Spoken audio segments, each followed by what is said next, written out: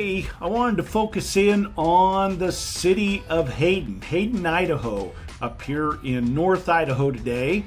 We're going to talk a little bit about Hayden. I'm going to kind of give you the lowdown of what you can expect in Hayden, Idaho. We're going to look at niche.com. That is a great resource. They do a lot of research on schools, the communities, and all those things. They grade it.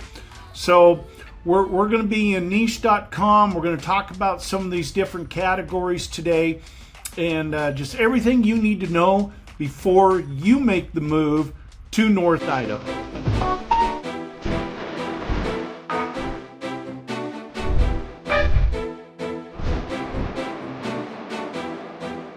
Hi, my name is Reed Wilson. I'm with Living North Idaho Life, and we talk to people every day, people just like you that are considering a move to the North Idaho area. So we want to be your resource for that. So if you're considering a move or need some information, whether it's 2 weeks or in 2 years, give us a call, shoot us a text. We're happy to help. We'll get you the information you need and help be your resource up here in the North Idaho area. If this is your first time to the channel, please tap the bell, subscribe below, and so you can be notified every time we talk about anything going on here in this North Idaho area. Like I said, we are here back in the Hayden area. We've done a couple videos around the Hayden area. Hayden gets a lot of attention. People like the Hayden area, and there's a good reason why. We're going to talk about some of the pros and cons there in the Hayden area, why it might be a good fit for you, or maybe looking at some of this information you might feel like it's not a good fit for you. Like I said, we're utilizing niche.com. This is just a fantastic resource. You can go there, find information on just about any area you're going to. So take a look at what we got going here today. The city of Hayden, Idaho, and we've got Hayden Lake, all right here in this area, as you can kind of see on the map. And so they actually give us some grades. The niche.com here, let me move my head over here to this other side, gives us some grading, and they give it an overall niche grade of a B-. So we're going to talk about some of these things here. Let's see how that matches up with what I think Hayden has to offer, and let's just see what they're thinking on some of these different grades. And we're just going to start right at the top. As you can see, they give us a report card here of a lot of different categories that, if you're moving to a community, that makes a lot of sense. And the first one on the list is public schools. And they graded the public schools as a B, and there's a good reason why. We've got a lot of great schools. If you caught our video about the school systems up here in North Idaho, we do have a lot of great schools. The STEM charter, ranked number 10 in all of Idaho. The Sorensen Magnet, 28 best public elementary school. Hayden Elementary, number 41 in Idaho. Let's see, Dalton Elementary, number 44. Canfield Middle School, 25 in Idaho. Greens Ferry, need better glasses, 53. Coeur d'Alene Charter Academy, number 26 in high schools. Ramsey Magnet, 101. Atlas Elementary, 111. You got Lakeland Senior High School, it's number 44. And Garwood Elementary, 136. Woodland Middle School, number 70. Coeur d'Alene High School, number 60. So we do have some pretty good rankings in the school systems there. I think they have some great school programs up here. So something to look at, if you need more information on the different school systems, or if you're looking at some different areas and there's certain school systems you want to be in, let me know. Give us a call, shoot us a text, that type of thing. We're happy to help you figure out which areas are going to get you into the schools you want. But we've had some great feedback on our school systems here I think everybody's struggling a little bit. We've just had a huge amount of growth, and so I think that's probably the biggest struggle as they're trying to figure out with these different schools is how to make sure that these kids get the attention they need and the coverage, the ratio to teacher, that type of thing, with all the growth. So that is always going to be an issue. If you saw our video on Priest River, I know there's some struggles up there. They're trying to get some bonds passed. They just, we're trying to get some bonds passed here not too long ago. So there's going to be some more of that type stuff coming up because there's just going to be a bigger need for teachers, for school amenities, all that type of stuff that's very important to our communities. So that's something to think about. But, we've got a pretty good school system up here in the North Idaho, and they've got some great athletic programs. They got a lot of extracurricular programs. So, like I said, if there's something that you're interested in or your children are interested in and you're looking to see where that best fit is, let us know. So jump back up here to housing. Housing, they gave a C+. And so let's go to real estate and talk about the housing a little bit. They're showing a medium home value of $382,300. Well, in rent as a medium rent of $1,398, I think that's a little deceiving because they're looking at a medium home price versus an average home price. And so I know for a fact the average home price in that area is much higher. In fact, year to date, here we are midway through, we're halfway through August in 2024, depending on when you see this video. And year to date, our average sales price in that area is $699,500. Now, just to kind of give you an idea, prices range in the real estate from right now, as I look today, $53,000 up to $12 million.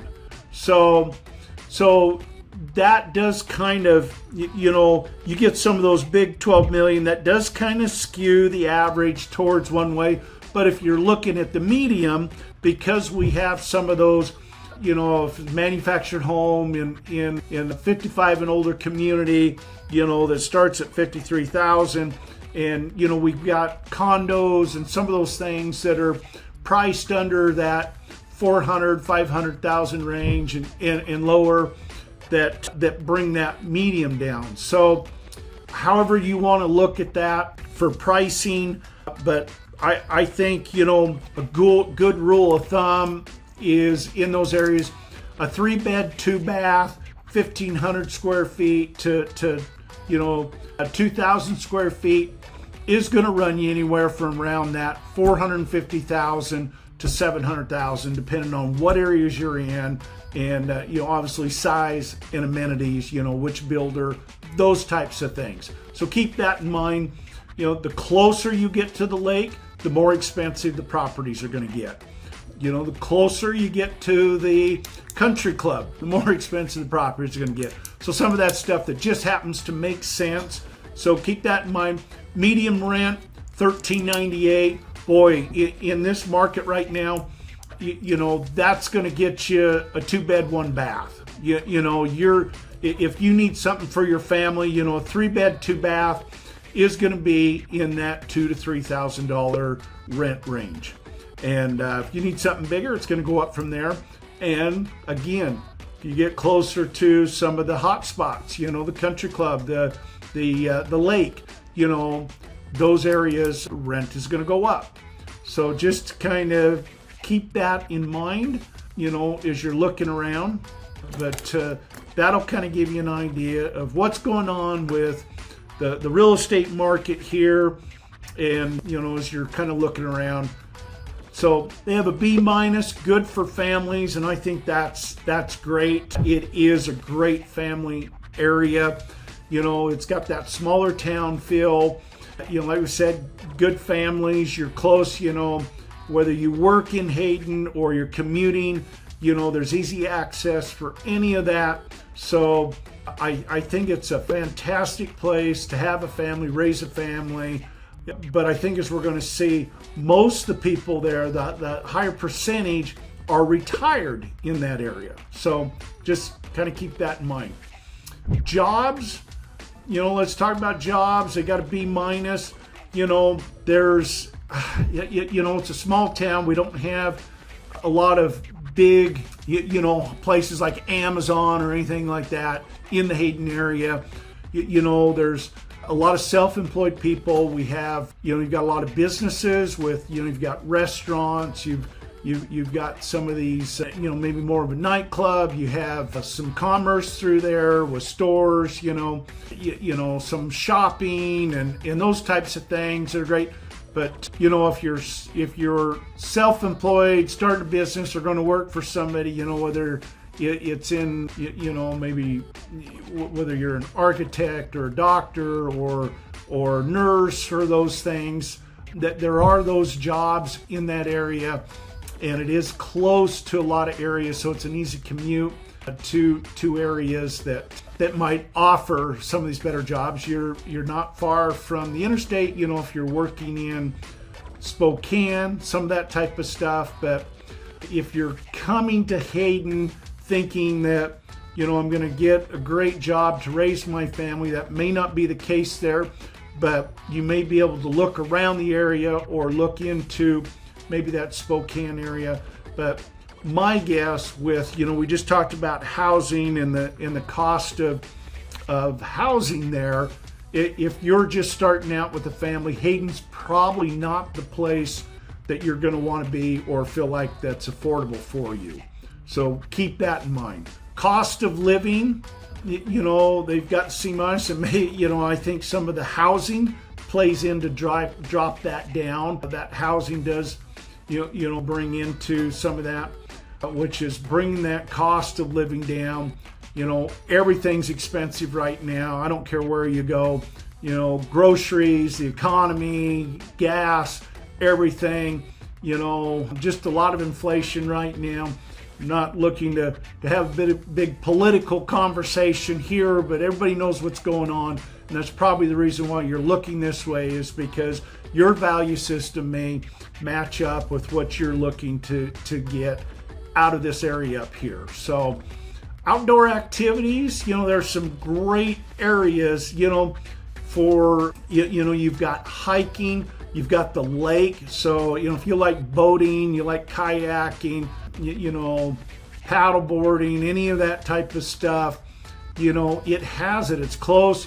Got golf. There are a few different golf courses there, and it's close to areas. You get over on that back side of Hayden Lake. Some really neat campground areas up through there, and you're close to 20 minutes to Farragut Park or down into the Coeur d'Alene area. So any of that type of stuff. So there are some great options for a lot of outdoor activities. So I agree that really should be an A, because that offers a great quality of life for those types of activities.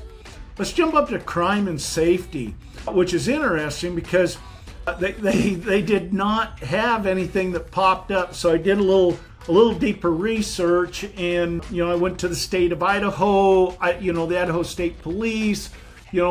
I Googled some different things, and if it's on Google, it's correct, it's real. So, but all kidding aside, here are some statistics I was able to come up with. According to a poll, 67% of people in Hayden feel safe, 33% feel very safe. So that was pretty good. Hayden's crime rates are calculated annually per 100,000 residents. And how many residents did we have there? We're showing a population of about 15,703. And I think this is just a couple years old, so it's jumped up just a little bit from there. But that will kind of give you an idea as they're calculating annually per 100,000. Violent crimes, and this was as of 2023, it looks like. Violent crimes, 282. Assaults, 6.1 murders, which seems extremely high to me. 40 rapes, 135 robberies. Property crimes, 500 burglaries, just over 2,000 thefts, and 284 motor thefts. I went into neighborhoodscout.com. It just kind of had a blurb there about the crime there, and you know what they just said: the chance that a person will become a victim of violent crime in Hayden, such as armed robbery, aggravated assault, is 1 in 472. So that equates to, you know, about 2 per 1,000 inhabitants. So it's pretty low crime rate in that area, based on a lot of other areas, you know, based on, you know, like if you were going to be in Boise or something like that. I think they get some lower crime rates when you get over to some of those areas in southeast Idaho, but, you know, Rexburg and Idaho Falls, but let's face it, I mean, you know, some of that area is not near as beautiful, and it gets really cold in the winter, so, you know, who wants to live there anyways, right? Actually, I can say that. I grew up in that area, so there are some beautiful areas over there, but we're talking North Idaho here today. So nightlife, you know, there's, you know, as things keep growing here, there's some great new restaurants that have come in. I know there's like some little wine bars. There's, you know, there are some, you know, little nightclubs. There are some things there. You know, if you like to go out and you know, have some dinner and drinks or any of that type of stuff, you know, they have some great areas for that. Just whatever food you're looking for is there. They've got some, just like I said, great restaurants in along that Hayden area, and you're close to stuff. You know, it's just not hard to get into Coeur d'Alene if you want some diversity, or even if you're wanting to run over into Spokane or something like that. So there is that diversity. You know, we'll take a look at some diversity here real quick. As you can imagine, here we go. Like I said, the majority, you know, 24%, so a quarter of the people in that area are 65 and older, so there is a big retirement area there, and why not? I mean, it's beautiful. If you're going to retire somewhere, you got the lake, you got great hiking and walking, you got golf, so there's just some fantastic areas for that. I'm not going to go into a lot of this, but you know, here's some of the education levels for that area, just to kind of give you an idea. So weather, you know, let's talk about weather. You know, the weather there, you know, let's remember we're at 2,300 elevation. You know, we get snow, and Hayden gets a little more snow than Coeur d'Alene.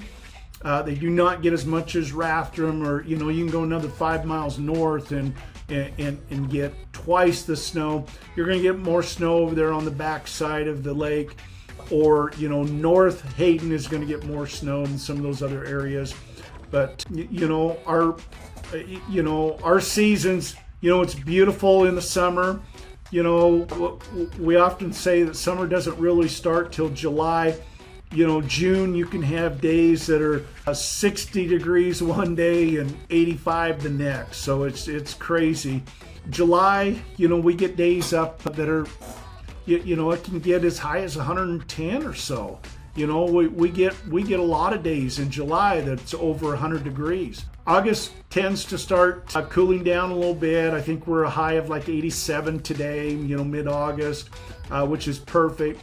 We'll still get some days that are up in that 90s. You know, we may have a few cool days come in depending on what the weather's doing. But spring, I love late spring, early fall. It's beautiful in this area.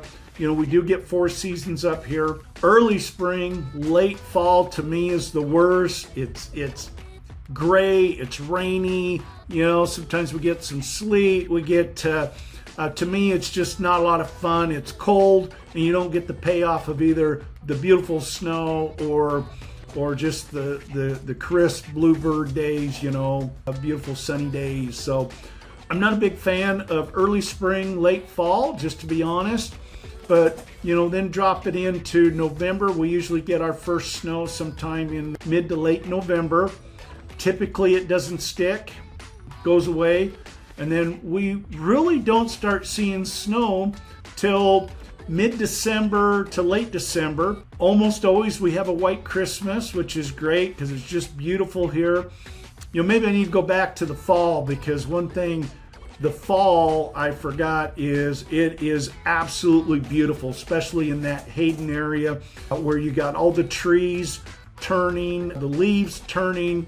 You get the tamaracks turn to that golden brown and mix in with those pines, and it's absolutely beautiful. So that's something to keep in mind. Jump back winter, we do get snow, but you know what? We're built for snow up here. We have our snow plows are out running all night long or early in the morning.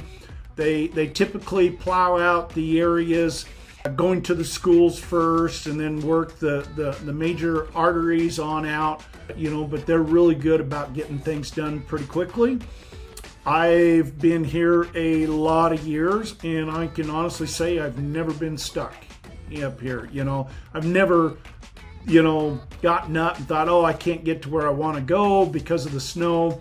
Now, I do recommend that you have a vehicle that is like a front-wheel drive, all-wheel drive, or four-wheel drive, something that is built for the changes in the elements that we have here. So January, typically we get a lot of snow. A lot of times in February we get snow, but usually it starts tapering off by the end of February. March, we start, running into, it might snow, but then it turns to rain, and it just isn't sticking. And then, by the end of March, early April, we're back into that early springtime that I don't really care for. But, give it about a month and a half, and we're back into some beautiful weather. So anyway, keep that in mind. That's weather in this area up here. If you got other questions on snow levels, or how to, if you're coming from a place that's always sunny and 75, I don't know if you're going to like that or not. So I would recommend a trip up in the winter so you can kind of get a feel for what to expect and see if it's something that works for you. Moving on, health and fitness. There again, I just think, a lot of people, it goes to this outdoor activities. I think a lot of people come here for the quality of life, and they're active and they love doing those types of things. So I can see why you'd be up in an A with health and fitness, and it's just nice, clean areas, and it's just a great place to live. For the commute, like we talked about, I talked a little bit about that when talking with jobs. Your commute down into Coeur d'Alene or over to Post Falls, jumping on the I-90 is not bad at all. Getting over into Spokane, if you're working in Spokane, it's just not a bad commute. From Hayden, you're about 45 minutes to the airport, if you're flying in and out over there in Spokane. So keep that in mind. The traffic is typically not bad. So I can see why they gave, it a B for commute. As we've grown, 95 has gotten a lot busier. It is, but you learn some of these back roads when you're living here, and to get in and out. But hopefully, I know they're trying hard to keep up with the infrastructure here. It's going to be interesting to see, because this place, North Idaho was not built for huge growth, and we've seen a lot of that. And so that does get a little frustrating because of the amount of growth we've had dealing with some of this infrastructure, especially in some of these areas like Hayden. I think we'll see, that is one of the complaints I get is, with the amount of growth that we've seen, it does make things a little bit congested. So anyway, I just thought I'd touch upon that with the commute.